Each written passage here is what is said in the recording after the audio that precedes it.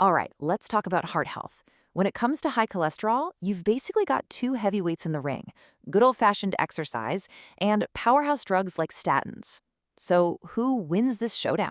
Let's get into it. So, picture this: you're at the doctor's office, you get the news: high cholesterol.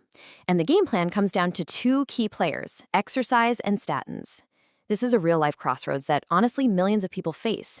You've got the all natural power of getting your body moving versus, a pillar of modern medicine. And it's so easy to see this as a big competition, right? An either or kind of deal. Do you double down at the gym or do you just rely on the prescription? Which one is really the champ when it comes to your heart? But what if that's totally the wrong way to think about it? I mean, what if they're not rivals at all? What if they're actually teammates? To figure that out, we've got to look past the common wisdom and really dig into what the science is. Okay, first things first. Before we talk about solutions, we need to properly size up the opponent. And it's not just cholesterol we're up against. There's another sneaky player in our blood that's a huge part of the problem. Okay, get ready for a mouthful: hypertriglyceridemia. Yeah, it's a long one. But all it really means is you have too much of a specific kind of fat, called triglycerides, floating around in your blood. And the science on this is crystal clear. High levels of these fats are a major risk factor for heart disease all on their own. All right, let's bring in contender number one, the exercise effect. We all know we're supposed to exercise, right? But let's look at what it's actually doing deep down, on a molecular level. So, here's the real question. When you hit that treadmill or go for a bike ride, what is actually happening inside your arteries?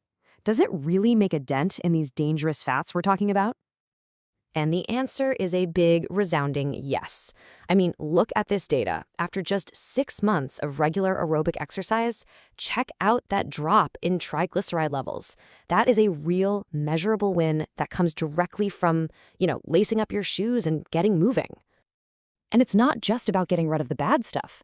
The very same study found that exercise gives a huge boost to your good cholesterol, your HDL. You can see it right here. That number jumps way up. And this is awesome, because HDL is basically the cleanup crew for your arteries. But hold on, because this is where it gets really interesting. Exercise's biggest secret weapon isn't just about the amount of cholesterol you have. It's about the quality of that cholesterol.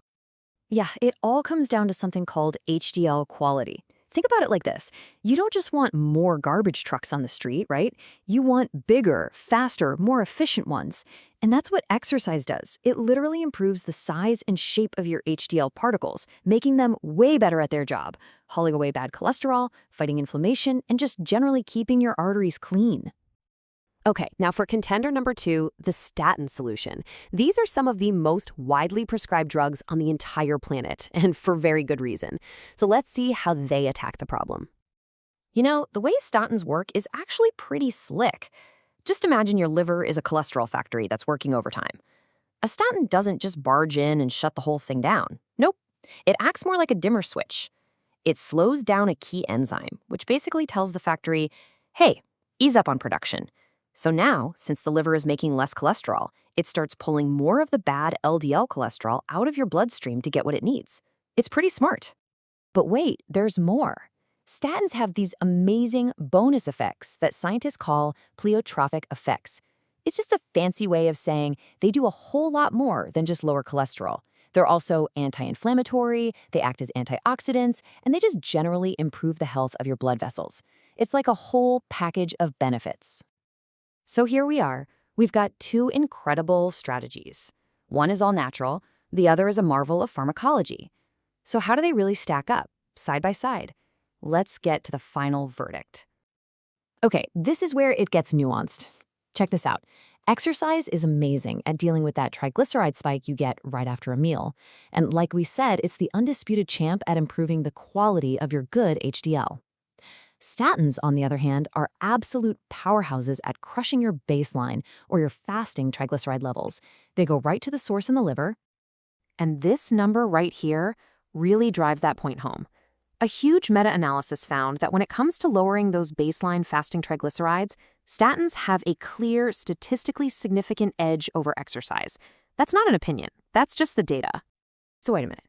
With each one having these unique, powerful strengths, It brings us to a really powerful conclusion, and maybe, just maybe, the question was never about who wins in the first place.